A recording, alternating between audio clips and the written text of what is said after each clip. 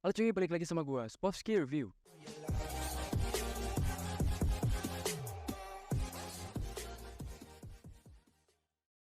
Kali ini gue mengambil film yang beradrenalin. Dan fakta-fakta menarik yang ada di film ini membuat gue penasaran.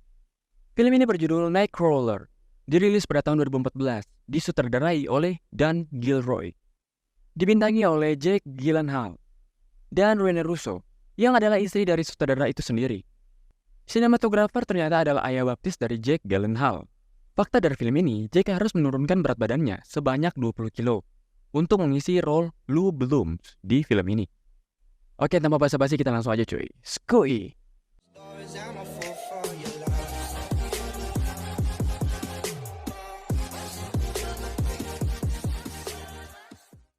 Sebelum kalian nonton, kalian harus tahu ya, video ini bersifat spoiler, jadi bila kalian penikmat film, saya tidak merekomendasikan kalian untuk menonton. Pada malam hari di Los Angeles, seorang lelaki yang bernama Louis Lou Bloom sedang menggunting kawat pembatas lokasi konstruksi. Dia pun dihampiri penjaga dan berniat menangkapnya, tetapi Lou langsung menyerangnya dan langsung mengambil jam tangan penjaga itu. Ternyata Lou adalah seorang pencuri kelas bawah. Terlihat dari hasil curiannya yang berada di dalam mobil. Lou mencoba menjual hasil curiannya pada konstruksi material. Tetapi dengan harganya yang sangat tinggi, ia tidak dapat menjual barang curiannya. Dia bertanya pada mandor itu, apakah ada lowongan pekerjaan di konstruksi itu. Tetapi orang itu mengatakan bahwa dia tidak mempekerjakan seorang pencuri. Dia pun langsung melanjutkan perjalanannya. Lou berhenti dan melihat tabrakan pada saat itu. Datanglah seorang reporter yang langsung merekam kejadian. Reporter itu bernama Joe. Dia memperhatikan mereka dan bertanya pada Joe, berapa pendapatan seorang reporter. Tetapi dia melihat peralatan Joe yang lengkap, berasumsi bahwa menjadi reporter dapat menghasilkan banyak uang. Joe yang mendengar radio bahwa ada perampokan, langsung bergegas pergi. Kita melihat bahwa Lou mempunyai hidup yang sederhana. Dia mencari berita tentang kejadian yang disaksikan kemarin malam. Lou menyadari bahwa stasiun TV lebih mendramatisir kejadian tersebut. Dia pun mencuri sepeda dan mencoba menjual dengan harga tinggi. Itu membuat dia mendapatkan kamera dan radio polisi. Dia mendengar informasi adanya perkelahian dan langsung menuju tempat kejadian. Tetapi karena mengganggu, polisi langsung mengusirnya. Lou pun kembali ke tempat kejadian tabrakan dan merekam terlalu dekat. Itu membuat polisi melarangnya meliput kejadian. Dan reporter lain juga diusir karena ulah Lou. Dia mendengar bahwa rekaman kejadian bisa mendapat lebih dari $300. Tapi tergantung dari rekaman yang mereka dapatkan. Lou mendatangi sebuah stasiun besar dan berniat menjual rekamannya. Dia bertemu dengan direktur stasiun yang bernama Nina Romina dan memperlihatkan rekamannya yang lebih detail daripada reporter lain. Nina pun membayarnya dengan menyuruh Lou untuk membeli peralatan yang menunjang untuk merekam video kejadian. Dia juga sekaligus memberikan info pada Lou bahwa stasiun tersebut sangat tertarik pada rekaman insiden kekerasan di pinggir kota. Besoknya, Lou menonton rekamannya yang disiarkan di stasiun Nina. Hal itu membuatnya lebih semangat dan mempelajari kode-kode radio polisi. Kita melihat bahwa Lou mempunyai karakter unik dan terlihat sosiopat. Dia merekrut seseorang yang bernama Rick. Ia akan membantunya dalam navigasi dan mengerti kode-kode radio polisi, sekaligus menjadi asistennya. Mereka berdua menunggu informasi melalui radio seharian. Tiba lalu mendengar informasi kebakaran, dan langsung bergegas ke lokasi tersebut. Tetapi Rick yang salah memberikan arahan membuatnya terlambat 2 menit untuk merekam korban kebakaran itu. Lalu mendatangi lokasi kejadian penembakan, dan mencoba menerobos masuk rumah korban tanpa izin, demi mendapatkan rekaman yang bagus. Dia pun mendapat hasil yang bagus dan membawanya pada Nina. Video itu dikritik oleh Frank karena mereka mengetahui bahwa Lou mencoba menerobos masuk. Tetapi Nina bersikeras untuk menayangkan rekaman Lou. Dia mengatakan pada Nina bahwa dia mempunyai tekad yang kuat dalam menjadi reporter. Nina mendengar hal itu, mengetahui sosok Lou adalah sosok yang kompeten dalam pekerjaannya.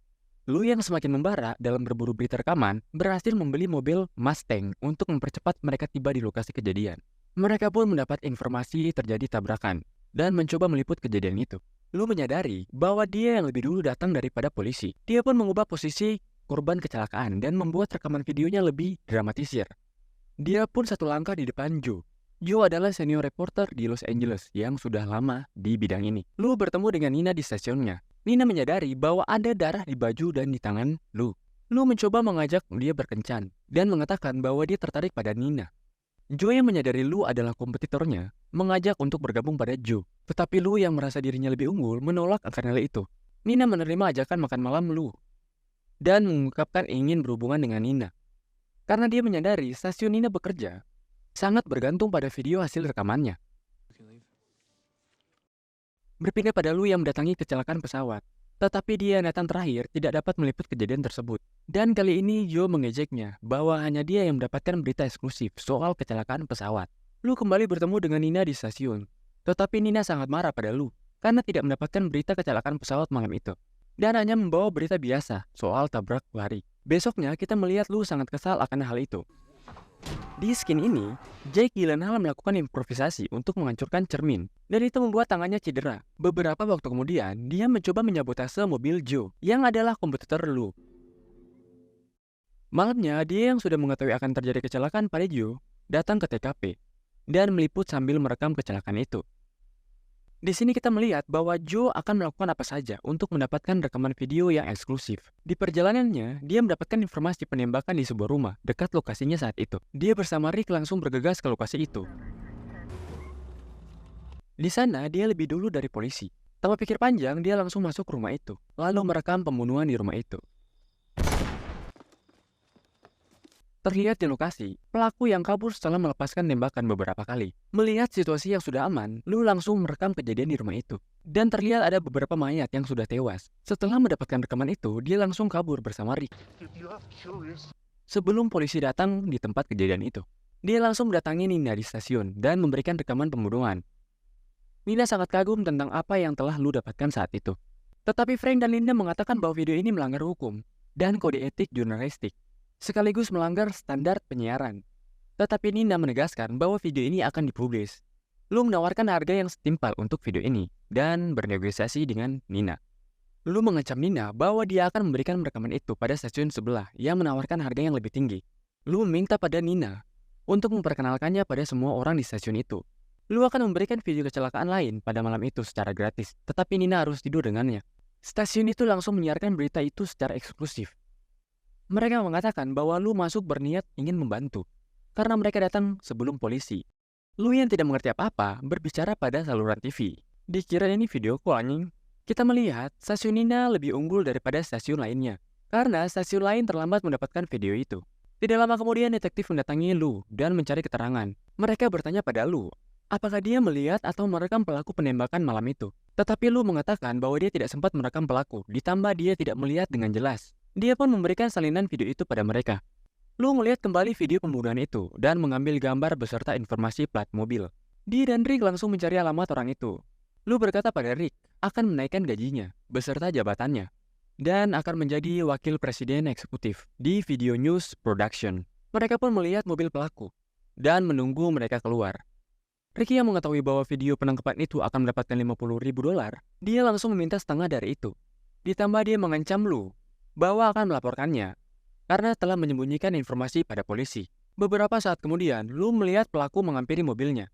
Dia pun mengikuti mobil itu dan sampai mereka berhenti untuk makan.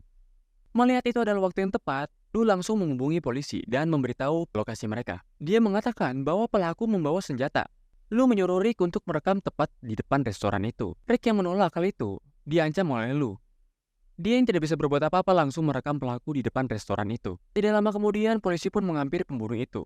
Tapi terjadilah penembakan, dan pelaku berusaha untuk kabur. Lu langsung mengikuti polisi dan mengejar mereka sambil merekam pengejaran itu. Terlihat mobil polisi dibuat kewalahan. Tidak menunggu lama, polisi menabrak jatuh mobil itu. Dan Lu langsung menghampirinya. Dia berkata pada Rick bahwa orang itu sudah tewas, dan menyuruhnya merekam pembunuh itu. Tetapi Rick ditembak oleh pembunuh itu. Lu hanya melihat hal itu dengan dingin sambil merekam kejadian itu. Dia menghampiri Rick dan merekam kematiannya. Ternyata Rick sudah mengetahui itu adalah jebakan Lu, karena dia sebelumnya mengancam Lu untuk mendapatkan setengah dari bayaran $50.000. Dia mengatakan pada Rick bahwa dia tidak bisa mempertahankan karyawan yang sudah berani mengancamnya. Dia pun mengambil kameranya dan meninggalkannya tanpa rasa iba. Lu langsung memperlihatkan berita itu pada Nina. Nina pun takjub melihat itu dan tidak bisa berkata apa-apa. Tidak lama kemudian stasiun mereka didatangi oleh kepolisian dan mereka mengambil rekaman pembunuhan yang menewaskan 3 anggota polisi dan 4 yang terluka parah. Mereka yang melihat Lu di stasiun langsung menangkapnya. Frank menghampiri Nina dan berkata Penyerangan rumah sebelumnya bukanlah penyerangan biasa, melainkan perampokan narkoba sebesar 25 kilo. Tetapi Nina menolak hal itu dan menyuruh Frank menyiarkan berita itu di siang hari. Karena dia tahu berita Lou adalah berita eksklusif saat itu. Lou diinterogasi oleh detektif dan menanyakan soal siasat yang telah dia lakukan. Tetapi dia yang sangat pintar dan lihai membuat semua perbuatannya menjadi realistis. Itu membuatnya bebas tidak bersyarat waktu itu. Selang waktu kemudian, Lou mempekerjakan karyawan magang di agensinya yang bernama Video News Production dan menjanjikan mereka akan menjadi karyawan tetap. Dan film pun berakhir. Film ini tuh keren parah coy. Karakter Jake Gyllenhaal gak ada obat. Ditambah aktingnya tuh keren parah. Ide film ini udah ada dari tahun 1988. Tetapi ada kendala yang membuat Dan Gilroy menunda film ini. Skor untuk film ini 9,8. Fix. Jika kalian suka video ini, like dan subscribe. Terima kasih dan sampai jumpa di video berikutnya.